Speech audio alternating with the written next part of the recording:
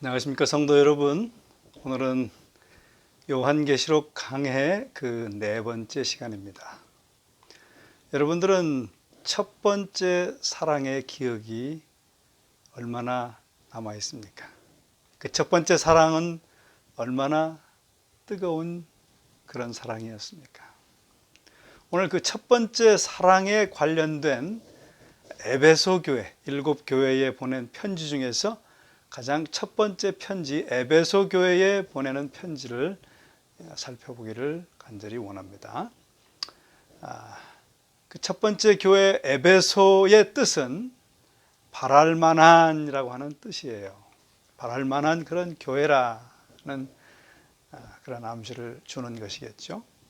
에베소는 반모섬에서 약 60마일 떨어진 곳에 위치하고 있었습니다. 요한계시록을 기록할 즈음에 이 에베소는 아시아의 속주들 중에서 가장 크고 중요한 도시였습니다. 이 그림에서 보시면 여러분 이해하시겠지만 그때 당시에 가장 큰 로마 제국의 도시 로마가 인구가 100만이었습니다. 그리고 두 번째 도시가 고린도였는데 75만이었고 아시아로 넘어와서 에베소가 아시아의 속주 로마령이었는데 50만 명 인구가 있었습니다. 굉장히 큰 도시죠. 큰 도시이고 또 항구 도시인 에베소 도시였습니다. 그 에베소는 유럽에서 소아시아로 들어오는 소아시아의 관문이었습니다. 항구 도시였기 때문에 교역의 중심지고 또 경제적인 번영이 대단했습니다. 대도시로서 중요한 정치적 또 상업적, 특별히 이방 종교의 중심지였습니다. 이것이 지금 현재의 에베소의 모습입니다. 그 에베소에 가보시면 이런 대형 원형극장이 지금도 있는데요. 폭이 153m이고 2만 5천 명이 수용할 수 있는 2만 5천 명을 수용할 수 있는 그런 대형 원형 극장이 지금도 있습니다. 그곳에는 많은 유방을 가진 다산과 풍요의 여신 아데미가 섬겨지는 곳이었어요. 그 아데미 또는 다이아나 신의 고향이었습니다. 사도행전 19장 27절에 보면 온 아시아와 천하가 광신적으로 그 여인을 숭배했다라고 기록합니다. 또 많은 사람들은 그 여인의 신상이 하늘에서 떨어진 것으로 믿고 있었습니다. 그 여인에게 바쳐진 이 장엄한 신전은 에베소 시민들의 자부심이었어요. 이 그림에서 보면 에베소의 아데미 신전 복원도가 이렇게 그려진 것이 있는데 그 복원도를 보면 18m 높이의 기둥이 100여 개로 이루어진 신전이라고 하는 것입니다. 이것은 고대 세계의 불가사의 중에 하나로 간주되었어요. 거기는 또 경제가 아주 발전하고 번영했기 때문에 이 아데미의 신전이 명각된 동전을 화폐로 사용하는 그런 곳이었습니다. 정말 풍요를 숭배한 그런 도시였죠. 또한 에베소는 미신적 관습과 마술로 유명했어요. 사도행전 19장 19절에는 그 내용들이 좀 기록되어 있었는데 바클리 신학자는 미신적인 세계에서 에베소는 거의 세상에서 가장 미신적인 도시라고 지적했습니다. 또 바클리는 이렇게 말했는데요. 그 에베소 도시의 시민들의 평판은 아주 나빴고 그 백성들은 변덕스럽고 또 미신적이고 부도덕한 자들이었다라고 바클리 신학자는 첨언하고 있습니다. 그런데 이 요한계시록이 기록될 즈음에 아마도 그 아시아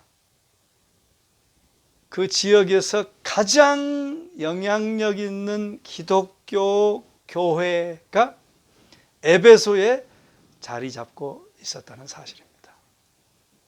그 교회는 아굴라와 브리스길라 그리고 청년 설교자 아볼로에 의하여 세워졌습니다. 또 AD 56년경에 바울이 3차 전도 여행 시에 또 교회를 섬기게 되었는데요. 그 후에 바울은 에베소에서 3년간 또 일했습니다.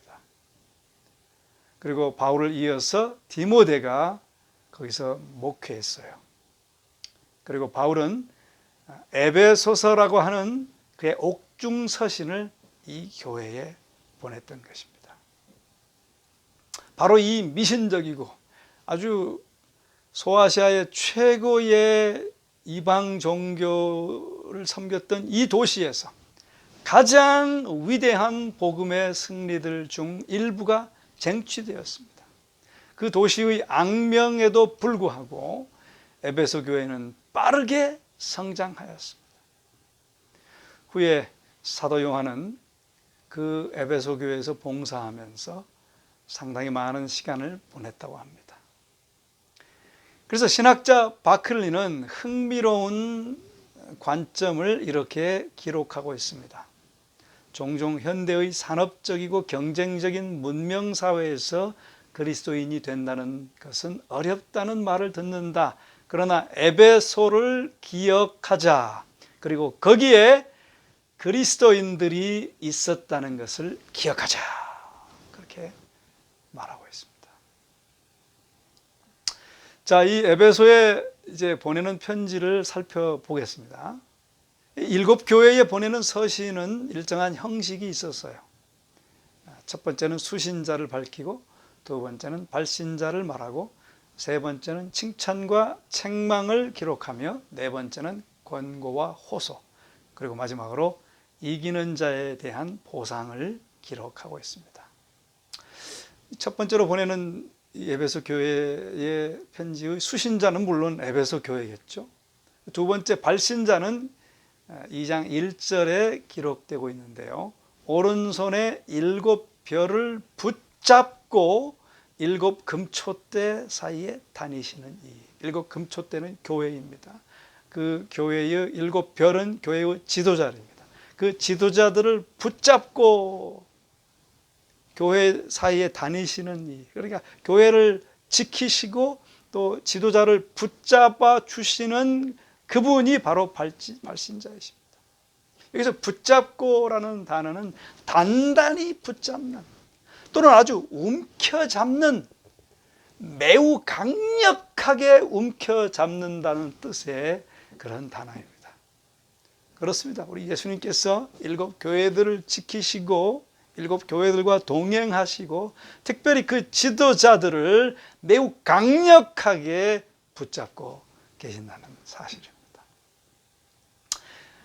발신자의 모습을 그렇게 묘사한 후에 이제 칭찬을 두 번째로, 서신의 두 번째 형식인 칭찬을 하고 있습니다. 내가 내 행위와 수고와 인내를 알고 또 악한 자들을 용납지 아니한 것과 자칭 사도라 하되 아닌 자들을 시험하여 그 거짓된 것을 네가 드러낸 것과 또 내가 참고 내 이름을 위하여 견디고 게으르지 아니한 것을 아노라. 그렇게 칭찬하고 계십니다. 에베소 교회에 대한 예수님의 평가는 매우 긍정적입니다. 이 교회는 질적인 면에 있어서 대단한 칭찬을 받고 있는 것이죠. 그 첫 번째 부분에 그들은 힘에 겨운 수고와 인내를 하였다라고 기록하고 있습니다. 여기서 수고는 피곤하여 지칠 때까지 일하는 것을 의미합니다. 즉 사람이 쏟을 수 있는 마음과 체력의 모든 것을 쏟는 수고를 묘사하고 있는 것입니다. 에베소 교회의 수고를 우리 주님께서는 서신에서 칭찬해 주고 있는 것이죠. 에베소의 신자들은 정말 지치지 않았어요. 그들은 그리스도의 이름을 위하여 온갖 종류의 압제를 견뎌내었습니다. 그들은 교리적으로 아주 건전하였습니다. 그리고 악한 자들을 용납하지 않았어요. 자칭 사도라 하되 아닌 자들을 시험하여 그 거짓된 것을 네가 드러낸 것을 안다라고 말했습니다. 또 6절에 보면 네가 니골라당의 행위를 미워하는도다 그랬어요. 이 니골라당의 행위는 무엇을 말하는가? 니골라는 초기 교회의 7 집사 중에 한 사람이었지만 이단으로서 그 끝을 마감한 안디옥의 니골라를 따른 이단들이었습니다. 그들은 한마디로 말하면 그리스도인의 믿음과 행위의 순결성과 순수성을 파괴하는 위협적인 존재였습니다. 그들은 이 에베소 교회뿐만이 아니고 버가모 교회의 신자들 중에서도 지지자를 얻었어요. 버가모 교회에 보낸 기별에서 2장 14, 15절은 이렇게 말하죠. 니골라당은 발람의 교훈을 따르는 자들로 언급된 이단 그룹과 명백히 연결되어 있음을 시사하고 있습니다. 그 발람의 교훈이라고 하는 것은 뭘 의미합니까? 민수기 31장 16절에 의하면 발람은 이스라엘 백성 사이에서 우상 숭배와 음행을 선동한 자였습니다. 발람은 많은 이스라엘 백성들을 유혹하여 죄짓게 하려고 성적 부도덕과 이방 축제들을 이용하도록 발락 왕에게 권하였습니다. 그 유혹에는 물론 모압 신들에게 바쳐진 음식을 먹는 것도 포함되어 있었어요. 따라서 여기서 말하는 발람은 교회 내에 그들의 동료 그리스도인들을 유혹해서 계시록 2장 14절의 말씀처럼 우상에게 바쳐진 음식을 먹게 하고 행음을 하게 하는 이단들입니다. 사실 이 소아시아에 살았던 그리스도인들은 그 사회 시민의 의무 중 일부로서 이방 신전에서 행해진 이방 축제들에 참여하여야 하였습니다. 아까 그 아데미의 신전 같은 그런 곳에 가서 이방 축제, 신전의 이방 축제들에 참여해야 돼요. 그 참여를 거부하면 모욕과 사회적 격리와 경제 제재라는 고통을 초래하게 되었습니다. 그래서 이 아시아의 그리스도인들은 이런 이방의 종교 축제들과 관련해서 적어도 2가지 문제에 직면했는데요. 첫째는 이방 신에게, 우상 신에게 바쳐진 음식을 먹는 일이었습니다. 일반적으로 이방 축제에 참여하는 자들은 기본적으로 이방 신에게 바쳐진 고기로 만들어진 음식을 먹곤 했습니다. 그래서 그 참여해서 그걸 먹어야 했었어요. 또 2번째는 더 심각한 건데요. 신전 매춘입니다.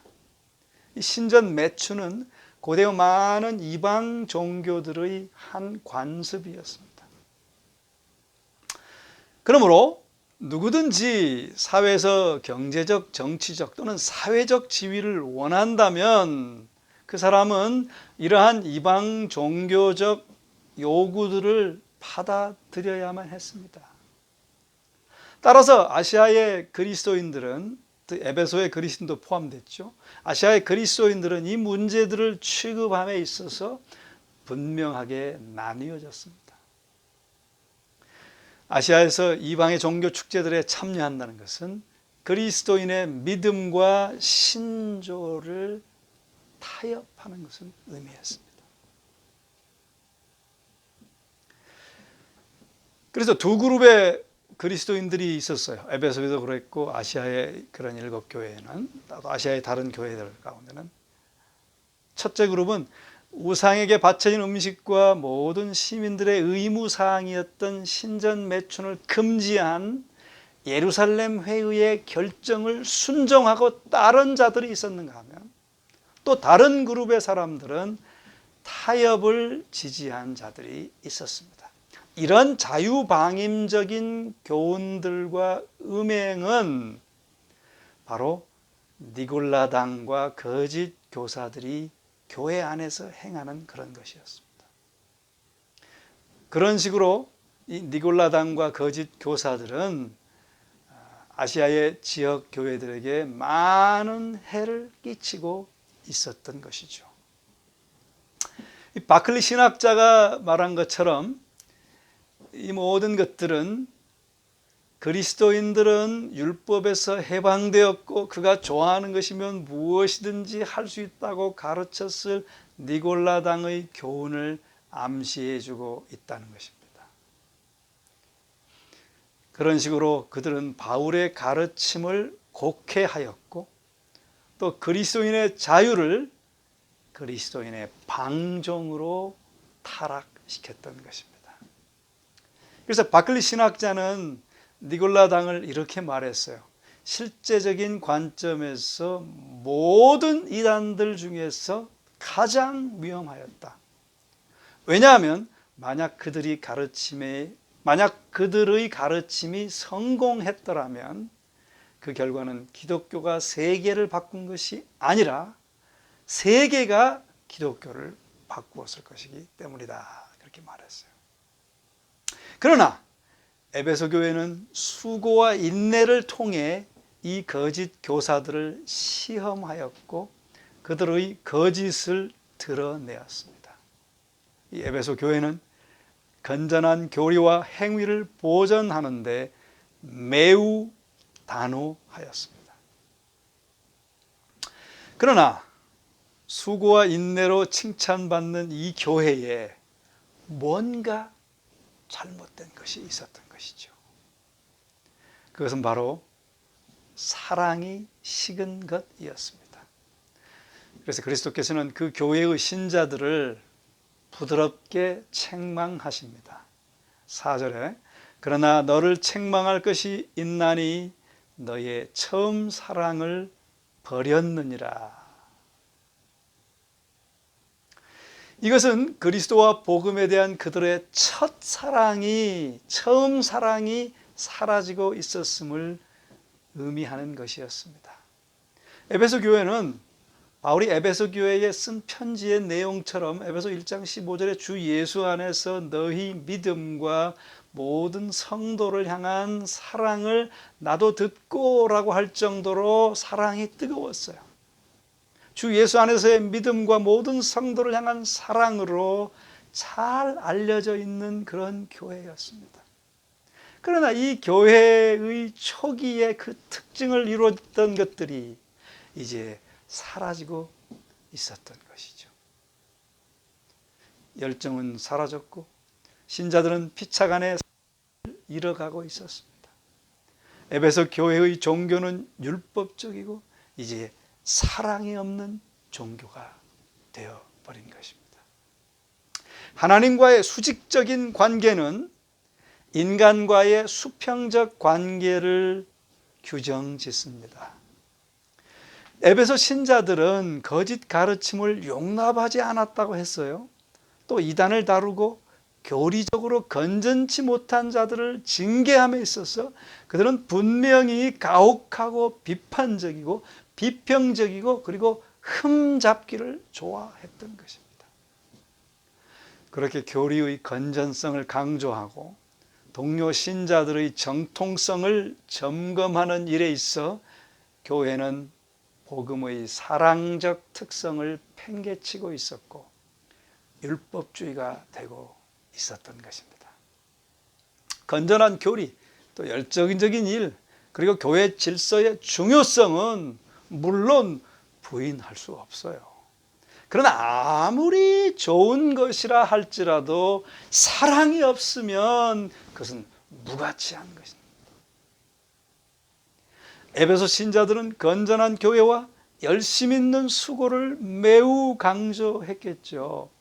그러나 그들은 초기에 그들을 특징지었던 그리스도와 그의 동료들에 대한 진실하고 다정한 사랑에서 멀어져 가고 있었던 것이었습니다.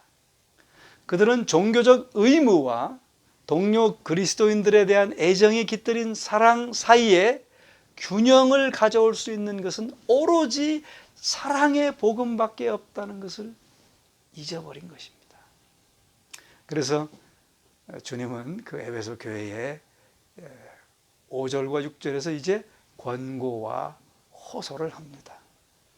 건전한 교리를 유지하느라 많은 수고를 했지만 사랑을 잊어버린 교회에게 그리스도께서는 3가지 위대한 권면을 강력하게 주시고 계십니다.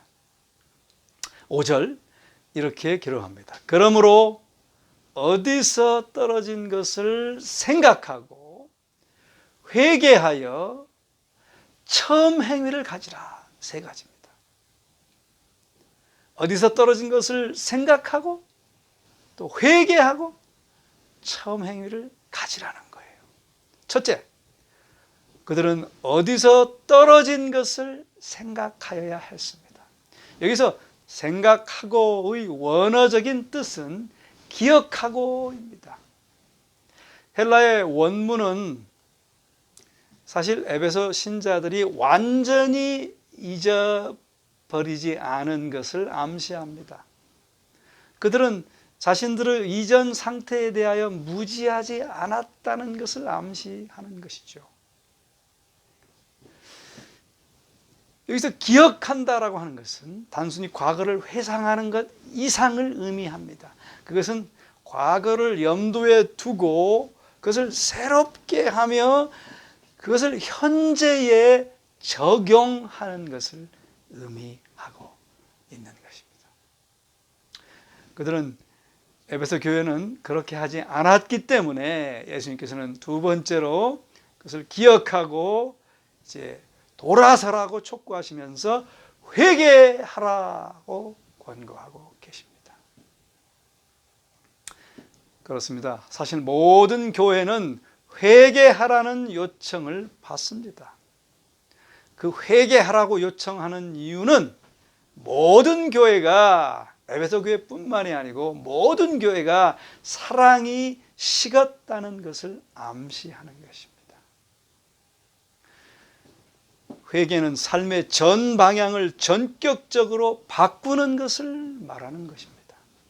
그것은 현재의 삶의 상황을 단호하게 깨뜨리는, 단호하게 돌이키는 것을 말하는 것이죠. 3번째는 처음 행위를 가지라고 하는 것인데요. 처음 것을 생각도 기억하고 회개하는 것은 사람으로 하여금 처음 행위를 가지게 합니다. 처음 행위가 첫 사랑의 결과인 것처럼 처음 사랑으로 회귀하면 처음 행위를 당연히 하게 되는 것입니다. 신학자 필립 휴는 그것을 이렇게 설명하고 있습니다. 처음 사랑에서 떠나는 것은 타락이다. 그것은 헌신에서뿐만 아니라 실제에 있어서 쇠퇴의 증상이다. 처음 사랑이 사라지면 처음 수고도 사라진다. 처음 사랑을 회복한다는 것은 처음 수고로 되돌아가는 것을 의미한다. 에베소 교회가 하나님 앞에서 그것의 복리를 회복하기 위해 해야 할 일은 바로 처음 사랑을 회복하는 것, 바로 이것이다. 그렇습니다, 여러분. 그 다음 말씀은 이렇게 말해요. 만일 그리하지 아니하고, 즉 만일 에베소 신자들이 회개하지 않고 첫사랑을 회복하여 처음 행위를 가지지 않는다면 내가 내게 임하여 내 촛대를 그 자리에서 옮기리라 라고 말씀하십니다. 여기서 하나님의 증인들은 촛대로 언급되고 있습니다. 고대 이스라엘이 하나님의 빛을 세상에 전하라라고 요청을 받는 것 같이 에베소 교회도 그렇게 부르심을 받았습니다. 고대 사람들이 이방의 빛이 되라는 부르심을 거절하였을 때 그들을 제하시고 그 사명을 교회로 옮기셨습니다. 만일 교회가 빛을 비추라는 그 부르심을 수행하지 않으면 그것은 바로 그 존재의 본질을 잃어버리는 것이죠. 결과적으로 구약에서 이스라엘로부터 그 촛대가 옮겨진 것처럼 그 증거의 촛대는 에베소 교회에서도 만약 말씀하는 대로 하지 않을 때 그 자리에서 옮겨질 것이었습니다. 그러면서 이제 마지막 호소하는 말씀입니다. 귀에 있는 자는 성령이 교회들에게 하시는 말씀을 들을지어다. 이기는 그에게는 내가 하나님의 낙원에 있는 생명나무의 과실을 주어 먹게 하리라 그랬어요. 여기서 이기는 이라는 헬라어는 승리자가 되는 것, 승리하는 것, 이기는 것 등을 의미합니다. 특별히 현재 분사를 사용하고 있어요. 그 뜻은 계속적인 승리를 암시하는 것입니다. 계속하여 이기는 자에게, 계속하여 승리하는 자에게라고 하는 뜻입니다. 그렇습니다. 계속하여 이기는 것은 요한계시록의 반복 주제입니다. 케니스 스트랜드 박사님은 이기는 것, 그것은 요한계시록의 주요 주제들 중 하나이다 그렇게 말했어요. 신학자 로버트 찰스는 이렇게 말합니다. 그리스도인의 삶은 제대가 없는 전쟁이다.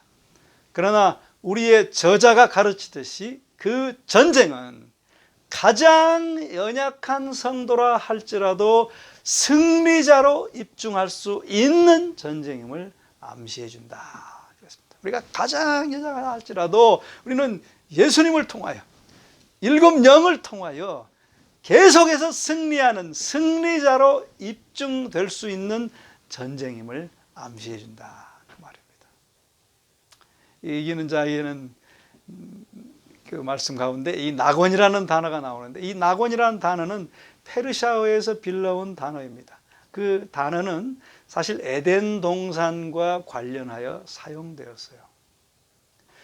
요한계시록에서 하나님의 낙원은 구속받은 자들이 죄가 세상에 들어오기 전 아담이 누렸던 영생의 선물을 공유하게 될, 회복될 에덴 동산을 상징합니다. 생명나무의 과실을 먹는다는 것은 영원히 사는 것을 의미하는 것이죠. 여러분 아시는 것처럼 아담과 이브는 범죄 후에 추방되었습니다. 그러나 이제 요한계시록에서는 회복된 에덴 동산을 계속해서 말하고 있어요. 계시록 22장 2절에는 강 좌우에 생명나무가 있어 12가지 실과를 맺히되 달마다 그 실과를 맺히고, 생명, 하늘에 가면 이제 생명강이 있는데 그 생명강가에는 생명나무가 있어요. 12가지 실과를 달마다 맺혀요. 그 참 복잡하죠. 이해가 곤란하지만 어쨌든 12가지 실과를 매 달마다 맺어요. 그래서 그 과일을 먹고 그 나무 잎사귀들을 먹으면 만국이 다 소성된다고 하는 것이고 영원히 산다고 하는 것이고 기쁨과 행복과 강건함과 즐거움과 그 모든 축복을 누리면서 살게 된다고 하는 것입니다. 여러분, 에베소 교회에는 이기는 자에게 그렇게 회복될 놀라운 영원한 집에서 누릴 놀라운 영원한 복락에 관하여 약속해 주고 있는 것입니다. 귀 있는 자는 성령이 교회들에게 하시는 말씀을 들을지어다 그랬어요. 그렇습니다. 우리는 그리스도인들로서 귀 있는 자들로 살려면 성령이 우리에게 말씀하시는 것을 들을 수 있어야 합니다. 에베소 교회에 보낸 기별은 복음을 위한 열정적 사랑에서 멀어져 가고 있는 모든 그리스도인들을 향한 강력한 호소입니다.